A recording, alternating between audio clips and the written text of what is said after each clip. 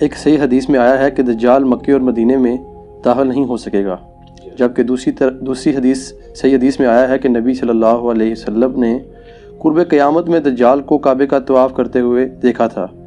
ان دونوں احادیث میں تطبیق کیسے ممکن ہوگی؟ تطبیق اس میں تطبیق کہتے ہیں آپٹیمل سولوشن، یعنی دو چیزیں جو بظاہر ٹکرا رہی ہوں تو اس میں ایسا سولوشن بتایا جائے کہ دونوں چیزیں بیک وقت سیٹسفائی ہو جائیں، اس کو کہتے ہیں تطبیق۔ یہ پیورلی ایک ریلیجس ٹرم ہے جو یوز ہوتی ہے اس طرح کے معاملات کے اندر، کہ بظاہر اب ایک طرف یہ ٹھیک ہے، صحیح بخاری اور مسلم دونوں میں حدیث موجود ہے کہ نبی علیہ السلام نے فرمایا کہ جب دجال مدینہ شریف کی طرف آئے گا تو اس وقت مدینہ کے 7 دروازے ہوں گے، ہر دروازے کے اوپر 2 فرشتے مقرر ہوں گے جو حفاظت کریں گے، اسے مدینے میں داخل نہیں ہونے دیں گے حتیٰ کہ وہ احد پہاڑ کے پیچھے جا کے اپنا قیام کرے گا، اور پھر فرشتے اسے شام کی طرف ہانک دیں گے۔ اور صحیح مسلم میں حدیث ہے کہ مکے اور مدینے کے سوا ہر جگہ وہ داخل ہوگا، مکے اور مدینہ اس کے لیے حرام ہوگا۔ تو واقعی اب یہ تو احادیث موجود ہیں، بالکل یہ ہمارا عقیدہ ہے کہ مکہ اور مدینے کی حفاظت ہوگی۔ تو یہ واضح احادیث ہیں کہ دجال مکے مدینے میں داخل نہیں ہوگا، بخاری مسلم کی ہیں۔ اب یہ جو حدیث ہے نا، یہ بڑے لوگوں کو پریشان کرتی ہے کہ دوسری طرف بخاری مسلم میں ہے کہ نبی علیہ السلام فرماتے ہیں کہ میں نے ایک خواب دیکھا جس میں مجھے ایک بڑا خوبصورت شخص دکھایا گیا جس کے لمبے بال تھے، یعنی زلفیں تھیں، اور اس سے پانی کے قطرے ٹپک رہے تھے، اور وہ 2 شخص کے سہارے ان کے کندھے پہ ہاتھ رکھا ہوا طواف کعبہ کر رہا تھا۔ تو مجھے پوچھنے پہ فرشتوں نے بتایا کہ یہ مسیح ہیں، عیسیٰ ابن مریم، اور یہ حضور کو خواب دکھایا جا رہا تھا۔ تو ظاہر ہے کہ خواب تو وحی الہی ہے۔ سورہ صافات میں حضرت ابراہیم علیہ السلام کو جو اللہ نے خواب دکھایا تھا وہ وحی الہی تھا، اس لیے تو انہوں نے اتنی بڑی ایکٹیویٹی پرفارم کرنے کے لیے تیار ہو گئے، بیٹے کو ذبح کرنے کے لیے۔ اور بخاری مسلم دونوں میں حدیث ہے کہ خواب نبوت کا 46واں حصہ ہے، یعنی نبیوں کی وحی کا ذریعہ جو ہے، نبیوں کے خواب تو سچے ہوتے ہیں۔ اور پھر نبی صلی اللہ علیہ وآلہ وسلم فرماتے ہیں تھوڑی دیر بعد میں نے دیکھا کہ ایک شخص طواف کعبہ کر رہا ہے جس کی دائیں آنکھ ختم ہے، اور اس کی جو بائیں یعنی وہ کانا ہے اور بائیں آنکھ جو ہے انگور کے یعنی دانے کی طرح ابری ہوئی ہے، اور بڑا بد شکل گنگریالے بالوں والا، وہ بھی 2 افراد کے اوپر یوں ٹیک لگا کے نا اسی سٹائل میں وہ بھی طواف کعبہ کر رہا ہے۔ تو میں نے پوچھا یہ کون ہے؟ تو مجھے بتایا گیا یہ مسیح دجال ہے، وہ اوریجنل مسیح یعنی کرائسٹ، اور یہ ہے اینٹی کرائسٹ۔ وہ اکثر لوگ کہتے ہیں جی دجال کو مسیح کیوں کہا جاتا ہے؟ مسیح تو حضرت عیسیٰ ہے۔ اور سر ان کو جھوٹا مسیح کہا جاتا ہے، دجال کو، اس کو مسیح نہیں کہا جاتا، مسیح الدجال، جعلی مسیح، اور یہ ہے عیسیٰ ابن مریم مسیح، اصلی مسیح۔ تو وہ مسیح نہیں ہے، وہ جھوٹا مسیحا ہے، کیونکہ یہودیوں کی کتابوں میں ہے کہ ایک مسیحا آئے گا بنی اسرائیل کے اندر۔ وہ مسیحا آیا، ان کو سمجھاتا رہا، انہوں نے اس مسیحا کے قتل کے فتوے جاری کیے، اس کو اللہ نے اوپر اٹھا لیا۔ کون؟ عیسیٰ ابن مریم۔ لیکن ان کو پتہ ہی نہیں چلا۔ اب جب وہ دجال آئے گا نا، وہ کہیں گے اچھا یہ ہے ہمارا مسیحا، تو وہ دھوکہ کھا کے اس دجال کو عیسیٰ ابن مریم کی جگہ مسیح مان لیں گے اپنا۔ یہ نہیں ہے کہ وہ کوئی یہودی اللہ کے ماننے والے نہیں ہیں، ایسا نہیں ہوگا، وہ دھوکہ کھا جائیں گے، اور اللہ کا ان پہ یہ عذاب ہے کہ انہوں نے پیغمبروں کے ساتھ جو ہے وہ غداری کی ہے، تو اس کی سزا وہ بھگتیں گے۔ تو وہ نبی علیہ السلام کو بتایا گیا یہ مسیح دجال مسیح، دجل کہتے ہیں نا دھوکہ دینے والے کو، جعلی مسیح، اسی ہم انگلش میں اسے کہتے ہیں کرائسٹ، عیسیٰ ابن مریم کو اس کو کہتے ہیں اینٹی کرائسٹ۔ لیکن یہ واقعہ خواب کا ہے، خواب کا واقعہ تشبیہ کے طور پہ ہوتا ہے، ایکچول نہیں ہوتا۔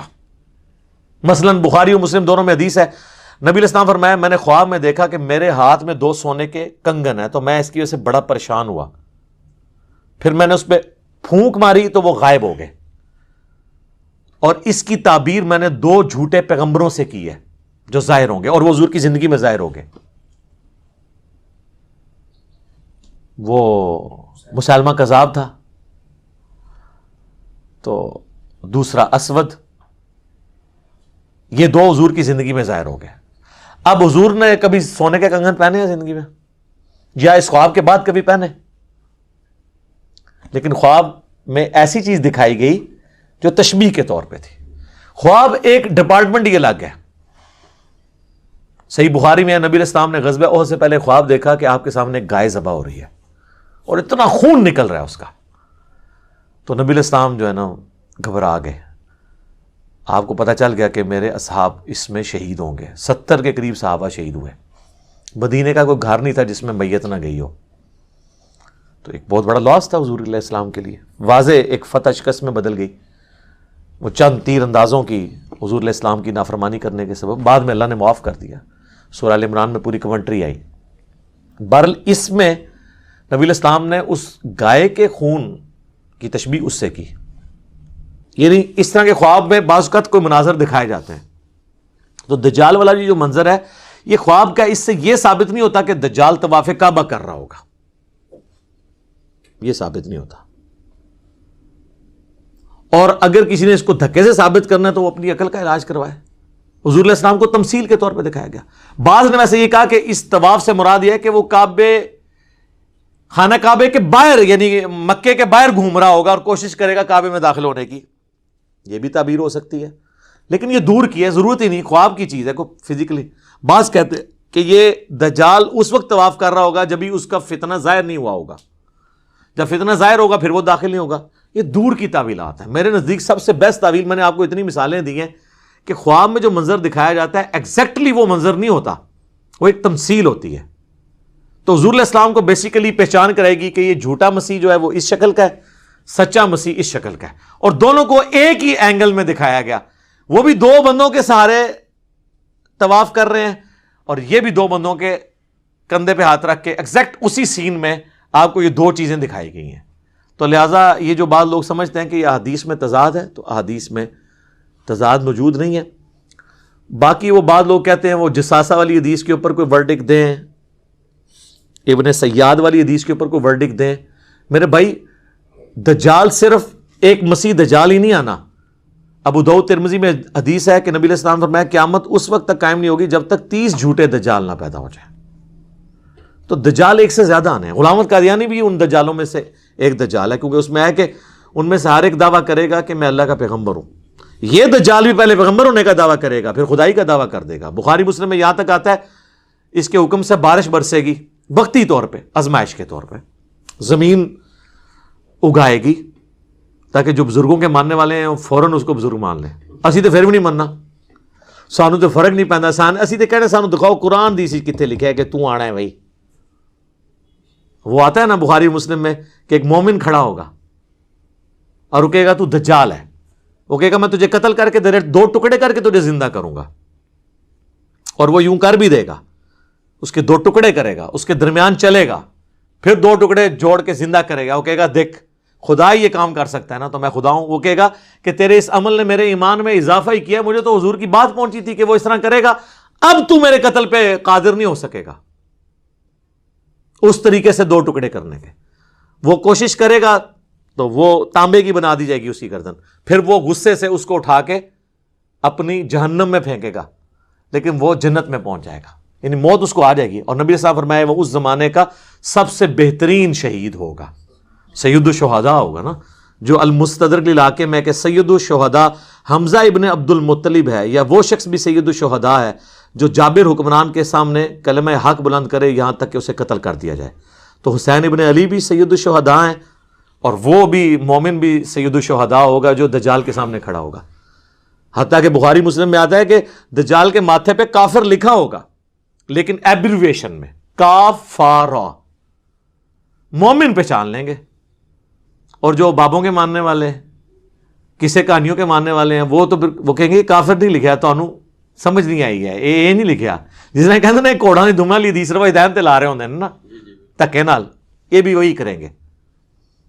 کاف سے کش پڑھ لیں, ہو سکتا ہے فا سے فیض پڑھ لیں, اور را سے روحانیت پڑھ لیں, یا روحانیت روحانیت کی بجائے. بخاری اور مسلم دونوں میں حدیث ہے, نبی علیہ السلام نے فرمایا کہ حضرت آدم علیہ السلام سے لے کے سارے پیغمبر اپنی اپنی امتوں کو دجال کے فتنے سے آگاہ کرتے آئے ہیں. اور مسلم میں ایک حدیث ہے کہ قیامت تک جتنے فتنے آئیں گے حضرت آدم علیہ السلام سے لے کے, دجال سے بڑا کوئی فتنہ نہیں ہے. ٹھیک ہے, ظاہر ہے کہ اللہ کی طرف سے ایک آزمائش ہوگا, تو اللہ تعالیٰ ہمیں محفوظ رکھے اس فتنے سے. اور اس کے لیے بھی صحیح مسلم میں ہے کہ نبی علیہ السلام نے فرمایا کہ جو شخص سورۃ الکہف کی پہلی 10 آیات یاد کر لے گا, اور ایک دوسری حدیث میں مسلم کی آخری 10 آیات کا بھی ذکر ہے, بہرحال پہلی 10 آیات یاد کر لیں تو وہ اس کے دجال کے فتنے سے بچ جائے گا. تو یہ آیات کوشش کریں روزانہ, نہیں تو ہفتے میں ایک دفعہ تلاوت کر لیں تاکہ یاد رہیں. باقی یہ ویڈیو شیڈیو ریکارڈ کرانا ہے جی دجال نے کدوں آنا ہے, بھائی میں تو نہیں دجال نو کٹ سکتا, جدوں آئے گا دیکھی جائے گی. تو اور لوگ اس طرح کے ٹاپکس میں بڑا انٹرسٹ, قیامت کی نشانی ہے جی, قیامت کی سب سے بڑی نشانی آج سے 1400 سال پہلے ظاہر ہو چکی ہے, نبی علیہ السلام کی بعثت. جی قرآن میں ذکر ہے اقتربت الساعہ, قریب آ گئی قیامت. وانشق القمر, اور 2 ٹکڑے ہو گیا چاند. اور بخاری مسلم میں ہے کہ نبی علیہ السلام کے زمانے میں چاند 2 ٹکڑے ہوا, اللہ تعالیٰ نے یہ نشانی کے طور پہ دکھائی بات. پھر مسلم شریف کے الفاظ ہیں کہ میں اور قیامت اس طرح ساتھ بھیجے گئے جیسے یہ 2 انگلیاں, شہادت کی انگلی اور درمیان والی. یعنی اب میرے بعد کوئی نبی نہیں آئے گا, قیامت ہی آئے گی. ہزاروں انبیاء کی تاریخ میں آخری پیغمبر کا آنا اور پھر اس کے بعد قیامت آنا, تو سر قیامت کی نشانیاں ظاہر ہو چکی ہوئی ہیں. باقی جو آپ قیامت کی نشانیاں ظاہر کرتے ہیں نا, کوئی الٹا کام ہو جائے تو کہتے ہیں قیامت کی نشانی ہے. پھر میں کہنا یہ ساری نشانیاں پاکستان ہی پوریاں ہو رہی ہیں نے, باہر دے ملک دے لوگ سکون کی زندگی گزار رہے ہیں. مہنگائی ہو جائے کہتے ہیں قیامت کی نشانی, بیسک نیڈز پوری نہ ہو قیامت کی نشانی, ہیومن سیکیورٹی نہ ہو کہتے ہیں قیامت کی نشانی. تو وہاں تو نشانیاں پھر ریورس ہو رہی ہیں. دبئی میں جائیں کوئی ڈاکہ مار کے بتائے, کوئی چوری کرے, 0 پہ کرائم ریٹ لے آئے ہیں وہ تو پھر لگتا ہے قیامت سے بہت دور جا رہے ہیں. اس طرح نہیں قیامت کی نشانی ہوتی. باقی آپ نے چسکے لینے کے لیے سننا ہے تو سنتے رہیں. اصل چیز یہ ہے کہ آپ آخرت کی تیاری کریں, ان چکروں میں نہ پڑیں. ٹھیک ہو گیا جی.